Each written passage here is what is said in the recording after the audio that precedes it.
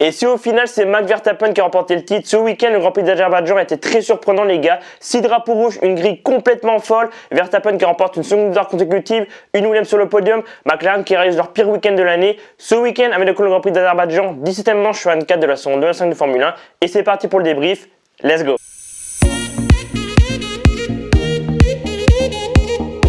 Le vainqueur du Grand Prix d'Azerbaïdjan, c'est donc Verstappen devant Russell et Sainz. Au pied du podium, on trouve Anthony devant Lawson, Tsunoda, Norris, Hamilton, Leclerc et Hadjar qui ferme le top 10.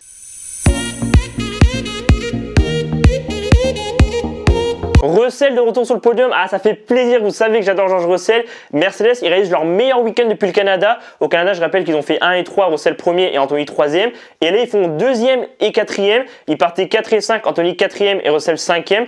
Très belle qualification, même si je pense qu'ils auraient peut-être pu faire un peu mieux. Mais bon, après, voilà, c'est vrai que la qualification, quand même, c'était un peu le bordel. Et au départ, clairement, très beau départ des deux. Et Russell, il a géré. La Mercedes avait un très bon rythme ce week-end, enfin ce dimanche en course. Et il a clairement été cherché à la 2e place à Sainz. Je suis trop content pour Russell parce qu'en plus, Russell était clairement malade tout le week-end. Il a performé de fou, clairement P5 en qualif. Il fait un podium en course, alors que je pense que personne n'aurait misé dessus. Anthony, clairement, il aurait pu chercher le podium parce que la Mercedes, clairement, avait un bon rythme comme on a vu avec Russell. Mais Sainz avait aussi un bon rythme, comme j'ai dit. Donc, ouais, Anthony finit 4e. C'est un très bon résultat pour Anthony parce que ça faisait très longtemps qu'on ne l'avait pas vu aussi bien performer. Anthony, on le sait que les derniers Grands Prix ont été un peu compliqués. Son meilleur résultat, clairement, c'était le Grand Prix du Canada où il a fait son premier podium en Formule 1. Dans les 6 derniers GP, Anthony, il a inscrit que 3 points. Donc, ouais, je pense que cette 4e place à Bakou, clairement, où il n'était pas très loin du podium, je pense que ça va leur mettre un peu en confiance. Voilà, les derniers Grands Prix ont été très compliqués pour lui. Après, sa première année, c'est un rookie, c'est normal qu'il fasse des erreurs. Mercedes, du coup, ce week-end, il marque 28 points. Donc, c'est leur deuxième meilleur week-end après le Canada. Ils reprennent la seconde place à Ferrari. Et les gars, la bataille entre Mercedes, Ferrari et Red Bull, ça va être très sérieux jusqu'en fin d'année.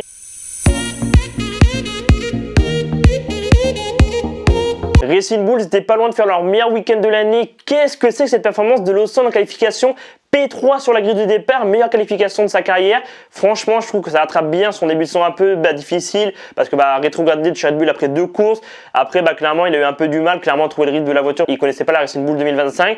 Et puis, clairement, depuis que le Grand Prix commence à bien performer. Et là, quand j'ai vu P2 à 1 minute de la fin, je me suis dit, mais si Lawson, il est en première ligne, franchement, pépite. Et au final, il a pas fait P2, mais P3 sur la grille. Mais clairement, ça reste une seconde ligne. Ça reste son meilleur résultat de sa carrière. Et en course, le lendemain, Lawson, franchement, a fait un bon départ. Il est resté P3 jusqu'aux arrêts au stand. Ensuite, il finit P5 du Grand Prix. Donc, meilleur résultat en carrière pour Lawson parce que son meilleur résultat en carrière c'était 6e. Je pense que ça peut lui permettre de continuer sur une bonne lancée parce qu'en vrai ça faisait quelques Grands Prix clairement qui marquaient des points. Est-ce qu'il arrivera à conserver sa place chez Racing Bull? Je pense que ça va être très difficile, mais bon, clairement je pense que ce résultat peut lui permettre peut-être de garder sa place les prochaines chez Racing Bulls. Donc ouais, franchement très content pour Lawson. À dire que je suis un peu dégoûté parce que quand tu vois son chrono en Q3, carrément il était en avance sur Lawson et Sainz. Il aurait pu faire P2 voire P3, donc peut-être qu'on aurait pu avoir une Racing Bulls P2 et Lawson P4. Donc ouais, peut-être que Racing Bulls aurait pu marquer plus de points, mais en vrai ils font clairement un bon week-end. Lawson réalise son meilleur résultat en carrière. Hadjar il marque encore des points. Donc ouais, très beau week-end de la part de Racing Bulls. Et en plus ça va permettre de gagner une place au niveau du classement des constructeurs.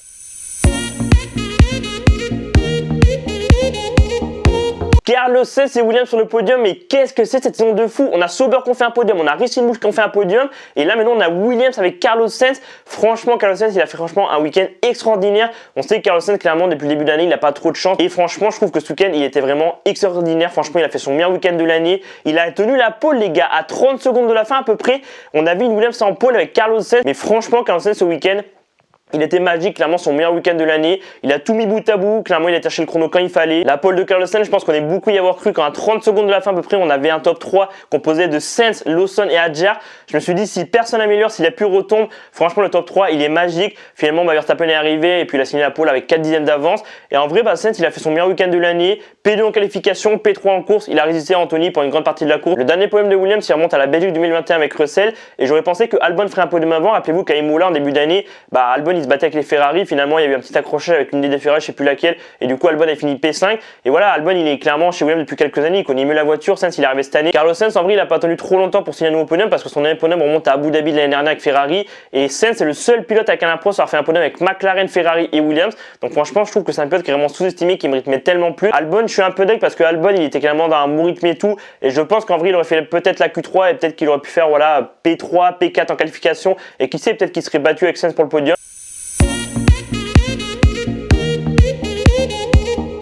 Red Bull ce week-end, ils ont clairement fait leur meilleur week-end de l'année. Verstappen premier et Tsunoda 6ème. Ça fait très longtemps qu'on n'a pas Red Bull aussi bien performé. Verstappen deuxième victoire consécutive après Monza. Franchement, le fond plat qu'ils ont apporté à Monza a l'air de très bien marcher. Et depuis que Laurent Mekies a pris la tête de Red Bull, franchement, ça a l'air de beaucoup mieux fonctionner. Il y a clairement moins de pression. Clairement, tu sens clairement une nouvelle dynamique qui s'est créée chez Red Bull. Et Verstappen, franchement, tu sens qu'il a les crocs. Tu sens qu'il veut acheter le 5ème titre. Verstappen, il met 25-0 à Piastri. Écoutez bien ce que je vais dire. Sur les derniers Grands Prix, donc sur les 3 derniers Grands Prix, Verstappen reprend 44 points à Norris, vu que Norris a abandonné à Zandvoort. Et il reprend 35 points à Piastri sur les 2 derniers GP. Donc attention à Max Verstappen.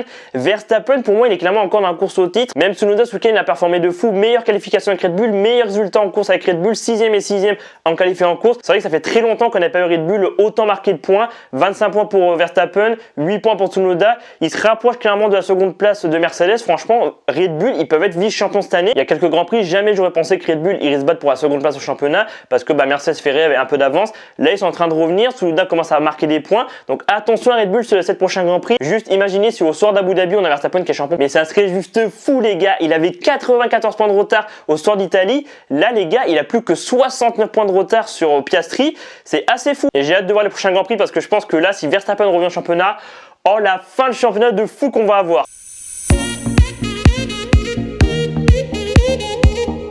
6 points seulement pour McLaren ce week-end, c'est clairement leur pire week-end de l'année. Qu'est-ce qui s'est passé pour McLaren ce week-end? Piastri nous a fait des erreurs qu'on voit rarement. Piastri, c'est un pilote qui fait rarement des erreurs. Il se crache en début de Q3. Il se crache au premier tour. En plus, au départ, il cale. Je me suis dit, clairement, quand Piastri a tapé le mur au premier tour, je me suis dit, le miracle pour Norris. Parce que vous savez que je préfère Norris à Piastri, même si j'adore les deux. Et j'avoue que je me suis dit, Norris, là, il peut faire un 25-0. Finalement, il n'avait pas le rythme. Clairement, voilà, il partait P7. Et clairement, dans le trafic, on sait que c'est dur de dépasser. Il finit P7 du coup du Grand Prix. Il reprend 6 points. Du coup, sur les 2 derniers GP, il reprend 9 points. Dans l'ensemble, c'est bien parce qu'il reprend des points. Il revient en championnat. Il n'y a plus qu'une victoire d'avance. Il y a 25 points entre Piastri et Norris. Ouais, McLaren, ce week-end, clairement, les pilotes n'étaient pas là. Le rythme de la voiture était pas là. Après, on sait qu'il y a des week-ends clairement où d'autres sont devant. Toi, au Canada, Mercedes était devant. Des fois, Verstappen est devant. Faut pas que McLaren, clairement, les prochains Grands Prix soient aussi compliqués parce que j'en connais un derrière, Verstappen, qui lui laissera rien passer et qui pourrait clairement prendre le titre en fin d'année.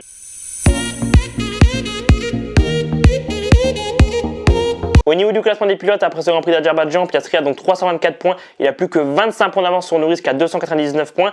Verstappen a 255 points et donc à 69 points de Piastri. Derrière, on a Russell 212 points, Leclerc 165, Hamilton 121. Anthony reprend la 7ème place à Albon. 78 points pour Antonelli, Albon 70 points, Adjar 39 points, Hülkenberg 37 points. Côté constructeur, après ce Grand Prix de Bakou, malheureusement, McLaren n'est pas encore champion. 623 points pour McLaren. Mercedes reprend la 2ème place à Ferrari, 290 points contre 286. Ferrari n'est qu'à 4 points de Mercedes. Red Bull n'est pas si loin que ça, 272 points pour Red Bull qui réalise leur meilleur week-end de l'année, 1er et 6ème. Williams 101 points, Racing Bulls reprend une place grâce au très beau week-end de Lawson et Adjar. 72 points pour Racing Bulls, 62 points pour Aston Martin qui a donc 10 points de retard sur Racing Bulls. Ensuite on a Sauber 8ème, 55 points, As 44 points et Alpine toujours derrière le classement avec 20 points.